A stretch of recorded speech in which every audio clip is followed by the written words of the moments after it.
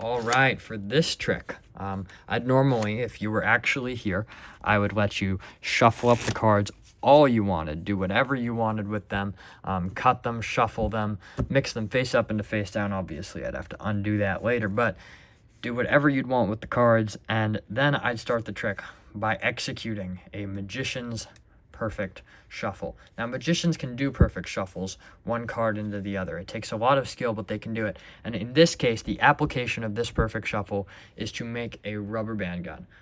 No, wait, sorry, a card gun. I get them mixed up. It's very similar to when, as kids, you would make a rubber band gun, shoot it with your fingers, and you'd shoot a rubber band across the room. It's very much like that, but with a deck of playing cards. So normally I'd have my spectator tell me when to stop as I'm going through the top right here. But since I don't have a spectator with me, I'm just going to tell myself to stop somewhere right there. And we're going to remember that card. So that card is the 4 of diamonds. That's the card we stopped at. Now we're going to have to set up our card gun. So with your card in the middle, we're going to set up our card gun. And we need a bullet. So we're going to load the bullet into the chamber here. And in 3, 2, 1, one card shoots out of the deck. And wouldn't it be wild, it would be, if this were your card. If you want to learn this trick, stick around till the end of the video. If you don't want to learn it from me, learn it from somebody else. This is the magic bullet trick. It's a Frankie Garcia trick. It relies on one principle. But if you do want to learn it from me the way I just did it there, stick around. I will teach it at the end of the video. Today we are going to be looking at my top 5 favorite decks of playing cards of 2025. Now, that's to say decks I received or bought in 2025, not decks that actually came out in 2025 necessarily, although of course those might end up on the list too. Now, starting off with 2 honorable mentions, I'll start with my least favorite of the 2, that being the Bicycle 140th Anniversary Edition. This is a highly embossed, highly foiled tuck case, which I'm actually not particularly a fan of, nor am I particularly in love with the indices on this deck. That is the main reason that this deck is not on the list, because these indices are too thick in my opinion. I don't appreciate bold indices particularly. Otherwise, this deck is quite delightful actually. It comes with some very nicely formatted ad copy. The inside of the tuck printing is very cool, as you saw probably when I opened it. The jokers are nice. They come with this unique special design, which I really like. The court cards are very classic, but also deco. I love these numbers and the pips. 1885, of course, being the year Bicycle was founded, and 2025 being this year. So I really like that. That is very pretty in my opinion. I really like the classic courts overall. I can appreciate the aces quite a lot for being very beautiful. And it is really unfortunate that they seem to have botched the indices on this deck. Otherwise, this deck is great. The backs are the typical Bicycle rider back playing cards that I'm sure we all know and love or don't love, but they are foiled. They are foiled gold, and this deck unfortunately only comes in red, but that's all right considering that I don't know, most people don't like blue cards more anyways. I do prefer blue cards personally, but for most people red will suffice, and for me here it does. Also, these indices are tiny, by the way.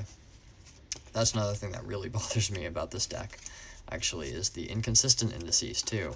So Bicycle 140th Anniversary Edition, a good start for Bicycle of the year, but they didn't really stick the landing, but that's all right. They tried, and I really appreciate the effort that they put in. Next up on the honorable mentions list, we have the B Cherry Casino playing cards. These are a welcome collaboration. Although an unexpected one, these are a wonderful deck of cards. These are just the B backs with the Cherry Casino swoosh and cherry on them, and despite being relatively under-ambitious, it creates one of the most classic and beautiful designs that I have seen all year. I now go to these as my borderless deck of playing cards if I need to perform. So if I need to perform second deals, for example, this is going to be my borderless deck that I go to. I'm not a big borderless guy, but these really sold me. Honestly, these really sold me. The designs are classic. The faces are standard for the most part. The only thing that's different is this Ace of Spades, which is really nice. Collaboration special. I love that. And these Jokers. These Jokers are really pretty. Whoever arted these, kudos to them. These are beautiful. It comes with a blank card and a double backer for Magicians, although I don't tend to use those anyways. But I appreciate that, and I appreciate the very nice, very pretty tuck box and the unexpected collaboration that brings together the simplicity of both decks while stripping them both of their monotony, in my opinion. Alright, on to the actual list. Here at number 5, we have the Dan and Dave Smoke and Mirrors Carbon Black Anniversary Edition, collaboration with Brad Fulton. After 31 or so editions, over 30, I know that is true, over 30 editions, this collaboration brings us a classy Fultonal version of the classic Smoke and Mirrors playing cards. This is an embossed matte gray tuck case. It is beautiful. The typography on it is beautiful. I love just about everything about this tuck case, really. And it brings a very classy, very straight pin design. So this harkens back to older Dan and Dave Smoke and Mirrors decks, whilst, alluding to their newer design choices and their Art of Play affiliations. It has a classic Ace of Spades, a wonderfully designed Ace of Hearts, Fulton pips on every card, which I love, which continues for the entire deck, as you can see, except for the face cards. And this Ace of Clubs is looking great. The King of Spades, I know, has a smoke pip, which is wonderful as well. I'll show you that when it comes along. Here we go. Oh, wait, maybe I'm thinking of a different deck. Oh, yes, I am. Sorry about that. You get confused after recording 2 takes of this. This is the Ace of Diamonds, which looks very nice. The ad copy is perfect, in my opinion. It's got this photo of Dan, Dave, and Fulton. This Smoke and Mirrors, very, very classic, very beautiful typography on this. And these two, what I can only assume are Jokers, which I really love. I really love the art on these. I really love the classiness. I like that they went with a borderless design. Even though borderless designs are not my preference, I really appreciate that they brought a borderless design to a classic series of playing cards. These are modern cuts, and they handle like a dream. They really do. They handle exceptionally well, and I believe they are printed with, I know they're printed USPCC. I believe it's thin crushed A stock that these are printed on. Moving on to our next deck, we've got another Fulton deck. This one was the one I was considering taking off of this list. If I were to take any off this list, it would be this one. But I'm not going to. These are my favorite performance deck of the year. These are my favorite cards to perform with this year, and when I got these, I said to myself, I have to go perform tricks with them. Now, this tuck box is well loved, but it's embossed on this beautiful cerulean backdrop that is textured in denim. These are the denim colorway of the cards, and these cards, well, there's something that's going to bother you about them immediately, or I hope it would bother you, or else you're not really a real magician. Just kidding. But I hope these tiny little indices would bother you. But after about 10 minutes of using these cards, trust me, you won't notice them. These Jokers are beautiful, as usual, as we can expect from Fulton. The back design is classy and simple, very nice, also as we can expect from Fulton. And the faces themselves are very nice. They each have a modified pip, which I really like in this case, except for the face cards. Other than the King of Spades, this one actually has a smoke pip on the King of Spades. But I love these modified pips. You'll notice the hearts are upside down in the indices. I love that detail. I don't really know what that's trying to symbolize, but I think it's absolutely beautiful, as I do about all of the art in this deck. Here's the King of Spades with that excellent, very nice looking Smoke Pip right there. These court cards are slightly modified to be a bit more sepia, a bit oranger in most places, and warmer in the dark places, and darker in the light places to make them fit more with the vibe of the deck. I appreciate that modification. All the red cards are color swapped with orange, which is one of my favorite things that people do to decks of cards, is just very simple color swap on the red cards. I love that. That is an appreciated tweak that people make on their custom decks. Moving on, we have the Hudson playing cards from Theory 11. This is a beautiful tuck box, as we can expect from Theory 11, with gold kind of everywhere, embossed, of course, and very textured. The seal is rather tough. Also, the tuck box is rather tight on these, I've noticed, compared to other Theory 11 cards. It doesn't appear to hold the cards in exceptionally well. The cards seem bigger than the box, that is. But that's, I guess that happens, and I don't really care too much. These are a wonderful, classy deck, as you can see by the jokers. This art is stunning. The back design is gorgeous. It's this melancholic, gothy cathedral that kind of shouts Gothic castle, which I really, really like. I appreciate the use of Gothic tropes in Theory 11's decks, and this does not disappoint. These face cards have reflective ink on them. This is metallic ink, not foil, but I don't know if you can see that. I don't know if it'll come through in the camera, but I'm doing my best to make it. The Ace of Spades is this excellent, very, very detailed design right here, as you can see. I'll bring it up close to the camera so you can take a look at it. Once again, the Gothic design of whoever designed this deck is shining through. These thin lines really complement the shading that's involved in the back design here, and they complement practice. I think these are my favorite practice cards of the year, far and away. And they can, of course, be used to perform, but to practice, these just give me a satisfaction that no deck does. It reminds me sort of the simple Erdnase squiggle cards, where the back design is simply white and the faces are colored with, faces of playing cards. Except it's not. It's this beautiful, intricate, looks like it was penciled in design. These also come in green, and I really want to get a deck of green ones. I haven't gotten around to it, so I will, and maybe I'll put up a review for them. Who knows? I'm trying to do more content on here, but to avoid getting sidetracked, here are the Eames Hang It All 2nd edition playing cards. Last time I did a video like this, I had the Eames playing cards on here. I had the blue Eames Starburst edition. There are also other colorways of that. There may or may not be other colorways of this. I don't believe I've seen any, or I haven't seen any, but there might be other colorways of it. And this deck is just astonishingly pretty. It is this beautiful deco Eames deck. It comes with, of course, a missing card selector, which I love. It comes with the Art of Play ad copy and the style of the Eames Hang It All, which is wonderful. The classic Eames Office Jokers, which look stunning on this off-white color. If you can't tell from the video, which I'm sure you cannot, I doubt it would come across on camera. These are off-white. These are clearly off-white in person.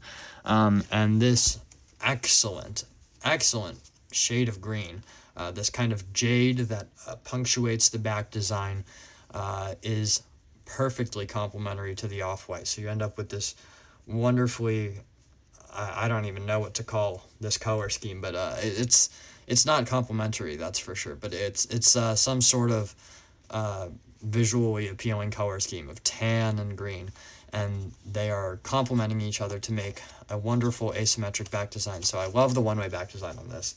I love one-way back designs in general, if you didn't know that about me by watching my YouTube videos.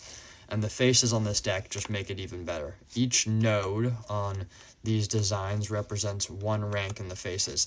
And you'll notice that instead of having Jack, Queen, King, this deck has 11, 12, 13. And instead of having an ace, this deck has a 1. I don't know why that choice was made. It wasn't made with other Eames decks, but I can appreciate that it works quite a lot better with these dot designs, and I think these are awesome. Now, I understand if this deck isn't for you. Deco isn't for everybody, but I can really appreciate this, especially knowing that Eames Furniture is high quality, it is beautiful, and whatever they contributed to this deck of cards here has made one of my favorite decks of the year, and I really appreciate that. This green is great, and that was one of my favorite parts about the Eames Blue Starburst playing cards, was the blue and the tan complemented each other so well. So, without further ado, my number one deck for this year, and this was hard to choose, so, you know, assume there are very minimal spaces in the quality of these decks as I go through them, is the Smoke and Mirrors V9s. These are the green ones. I do know of a sky blue colorway for these. The tuck box is actually very minimal. There's no embossing. It feels just like a regular bicycle tuck, but it is very nice. It is nicely designed, and it holds the cards well, which is really, at the end of the day, what you want out of a tuck box. And these cards in particular, they need a tuck box to hold them. These are classy. They are beautiful. They are minimal. They, you know, kind of replicate that pinstripe design we noticed in the homage to these cards. Well, not these cards in particular, but the original version of these cards, not this V9 kind of redux. We noticed the pinstripe pattern punctuating these cards too in their back designs. These have the wonderful, beautiful Smoke and Mirrors art, which includes this Ace of Spades coming in green. It includes a double backer for Magicians. I would happily perform with this deck if I had a bunch of them. Unfortunately, I do not, but this deck is performance ready, very much cardistry ready. It's available on dananddave.com. It has standard faces other than the court cards, which are minimalist, very classy, sort of green, gardeny color scheme. They sort of remind me of roses with this particular shade of green, which will be hard to convey over camera, but I do think they look very nice. I don't actually love a lot of the shading on them, because the shading does make it look awfully shadowy. It looks like a video game shadow character, and I don't love those. Otherwise, this deck is just about perfect to me, and it handles like a dream. This is probably the best handling deck I have found all year. Actually, no, it is the best handling deck I've found all year, and that was a bad spread to show it off because I'm standing up right now, and it's harder to be standing up and doing this. But this deck truly does handle very well. I really like so much about this deck. I would definitely recommend it, and that's why I'm going to be using it to show you a trick. So here's the tutorial. First, you're going to want to know the Pharaoh Shuffle. So the Pharaoh Shuffle, there are people who will teach it much better than I, so I will save it. But Pharaoh is F-A-R-O, and it is a perfect shuffle one side into the other. After executing a Pharaoh Shuffle, you're going to want to slide this card down and then sort of hold the deck like this in one hand, all right? That's an easy grip, and you're going to riffle up on the top packet. You're going to want your spectators stop on the top packet and have them stop on a card. So say we got the Six of Spades here.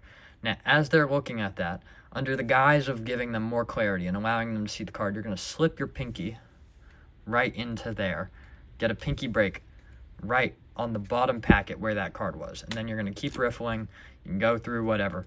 Now I've got a pinky break right there, and we're going to flip it so that it's like a gun, and you're going to insert your bullet right at the pinky break. Now this is real important. You have to release the pinky break after you insert your bullet. You should feel resistance as you push your bullet in. Where it stops you, that's where the card is coming out, okay? So that's how it works. That bullet is pushing up against the card. If you flick it real hard, it will go places, as you will not see here because I don't want it to fly off camera. Now that is how to do that trick. I hope you enjoyed the video. I really appreciate you watching this far. If you did watch this far, that's a super quick tutorial. That is a Frankie Garcia trick, and I would highly advise you learn more about it. There are also probably people who can teach that trick much better than I can. So I appreciate you watching. Thank you, and have a nice rest of your day.